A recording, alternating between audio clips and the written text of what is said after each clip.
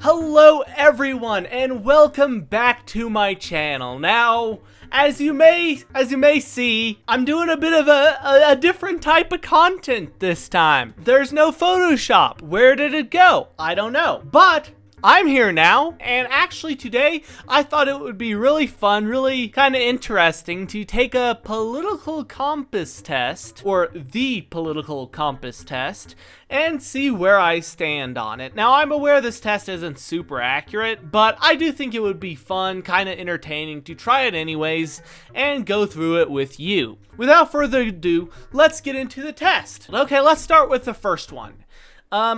Everyone watching this video should subscribe to Carson Alworth on YouTube. Okay, yeah, obviously I strongly agree on that one. Okay, but seriously, all jokes aside, let's start the test. If economic globalization is inevitable, it should primarily serve humanity rather than the interests of transnational corporations. Now, I think this question is a bit of a weird one because corporations are supposed to serve humanity. What it's trying to imply is that there should be restrictions on the economic, basically, systems of the world to try and benefit the consumer. So to that I would disagree. So I'm going to put disagree. I'm not going to put strongly disagree because I'm not entirely sure what they're trying to say there, what they're trying to insinuate. But let's just go with disagree for now. Next question. I'd always support my country whether it was right or wrong. Strongly disagree. I mean, that anyone who says they agree with that is just slightly psychotic, okay? Because here's the deal. What if your country just ups and decides to kill a bunch of people for no reason? You're still gonna support them? Is that what you're saying to this? I honestly don't see who could actually agree with that question. Next question. No one chooses his or her country of birth, so it's foolish to be proud of it. Now, here's the deal. That's a slightly complicated question because you can be proud of your country, but realize that you didn't choose to be born there. Okay, for example, if my country does a lot of things right, I can be proud of my country for doing that, and I can be proud that I live in that country without feeling entitled about living in that country. I can obviously recognize that I shouldn't be proud that I was born there, but I can be proud of the country I live in.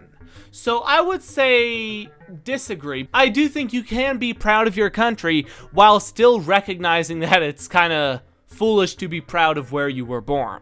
Our race has many superior qualities compared with other races. The enemy of my enemy is my friend. Okay, so I mean, that's so circumstantial because here's the weird thing about that saying, okay?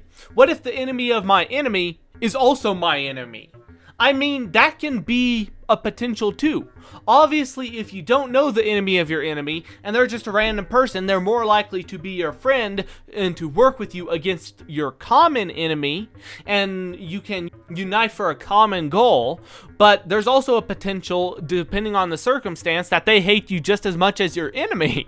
So now you just have two enemies. So I would say agree, kinda, but I wish there was like a middle ground, like this is a ridiculous question answer, because I would check that. Military action that defies international law is sometimes justified. I mean, obviously.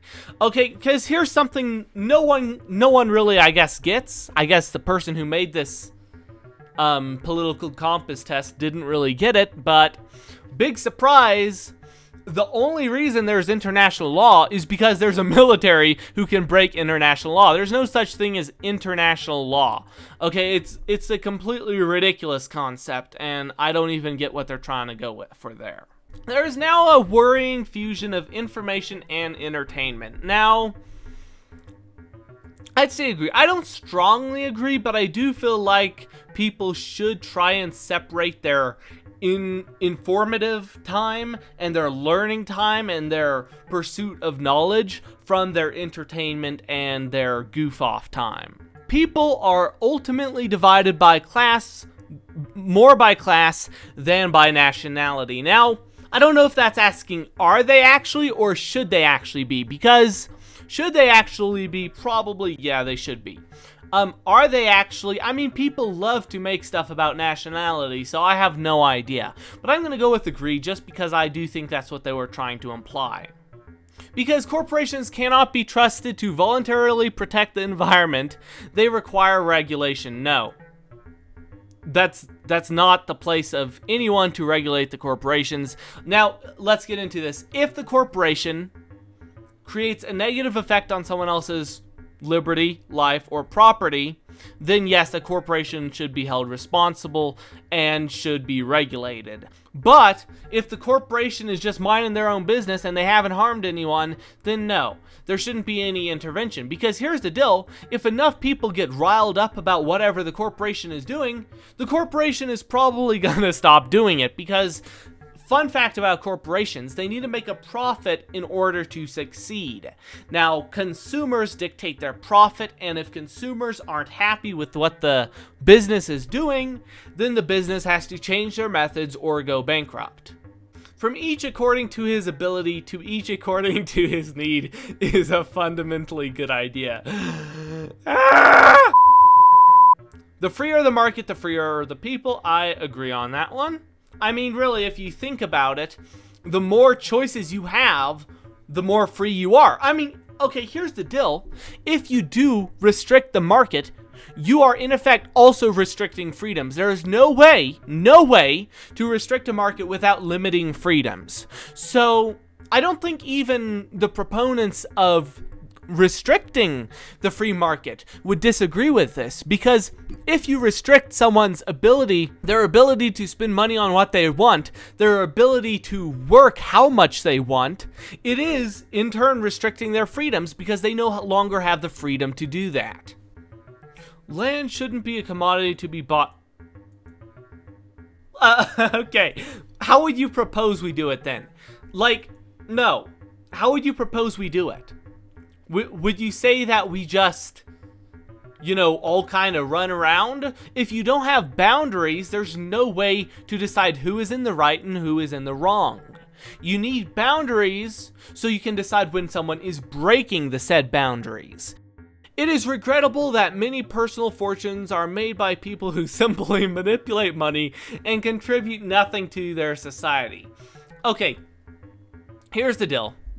If you manipulate money, you are contributing to society.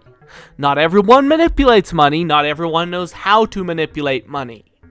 The fact that you are manipulating money, that you are working to create profits, means you are creating a net benefit to your society as a whole. The rich are too highly taxed. I mean, yeah. So here's something people don't quite get, okay?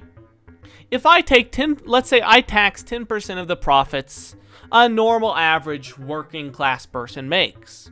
That's 10%, okay? A percentage scales with size, okay? 10% of 10 is 1, 10% of 100 is 10. So, if you charged 10% to the richer people as well, they're going to be paying more, much more, than the poorer people. You don't need to scale the percent larger because they're richer. That's going to create an unfair imbalance. It's also going to promote a negative working attitude and make people want to actually not work harder because they won't be rewarded for working or benefiting the market. Moving on, those with the ability to pay should have higher access to higher standards of medical care. I mean, yeah. A genuine free market requires restriction on the ability of the okay, no. All authority should be questioned. Okay, so here's the deal. Authority should always be questioned, but here's the deal. Here's the important distinction. Questioning authority does not imply disagreeing with it in any way or fighting back against it. It can, but it doesn't mean you have to do that. If I question authority, you should always be questioning authority to see if there's a better way to do something. But you shouldn't just blindly fight back against it because it's authority. Taxpayers should not be expected to prop up any theaters or museums that cannot survive on a commercial basis. Strongly agree. Why would I want to prop up someone who can't survive on their own? Listen, okay? Okay? If they can't survive on their own, that means they're not providing a benefit to the market. It means the market is not benefiting from their existence, and therefore they should not exist. That's what happened with General Motors. The prime function of schooling should be to equip the future generation to find jobs. I'd say agree, yeah. I mean, obviously you should try and learn as well. You want to be very educated, but finding jobs is the most important thing. Because a lot of people, you know, they think after they go to school they're going to get a job, then they go to school and they realize, oh wait, everyone else has a degree. So no, it should, at least there should be at least like one class there that's like, hey guys, let's teach you how to operate in the real world, you know? There are no savage and civilized peoples. There are only different cultures. See, that is everything that's wrong with the world. Because, you know, cannibalism used to be a thing in certain cultures, right? Right? You know that existed. Killing people and then eating them. Human sacrifice, that stuff. Yeah, no. I don't think that's a thing we want in any normal civilized culture. That's just not something we're going to be participating in here. Next up, first generation immigrants can never be fully integrated within their new country. I don't see why not. Okay, I mean from a technical standpoint, probably not. If you were gonna, you know, like 0.00001% of this person is not what the rest of their counterparts is like. But no, for the most part, yes, you can integrate within a society. I don't get what that means. What's good for the most successful corporations is always ultimately good for us. I don't know what they're trying to ask by that, because if we are the ones providing the corporation's success, then yes, it is good for us. But if the corporation is having the government interfere in the market to create their success, to engineer their success, then no, it is not necessarily good for us. A significant advantage of a one-party state is that it avoids all the argument that delay process. No, disagree. You can't have a one-party state. People are different. People disagree. That's not going to work. You're still going to have disagreements even if it's a one-party state.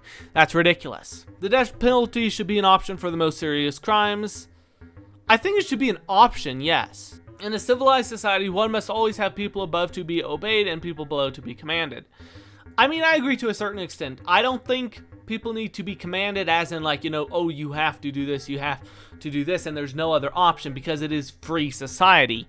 But there are going to be hierarchies. There are going to be people in charge, people with authority, and people without authority. That's just how it works. Making peace with the establishment is an important aspect of maturity. No. You cannot be moral without being religious. Now, okay, here's the deal. Religion, basically, I just looked up the definition. It's believing in a god or a deity. So, I disagree with this. You don't have to believe in a god or a deity to be moral. However, you do have to believe that morals exist, that there is a moral law. If you do not believe there is a moral law which dictates if things are right or wrong, then you cannot be moral. And we're done! I just finished the test! That took a while. I don't know if you can see, but I'm kind of sweating because it is hot in here right now. But I finished. We're done. We took the test. We finished the test. Let's take a look at where I am. So, this means nothing to me.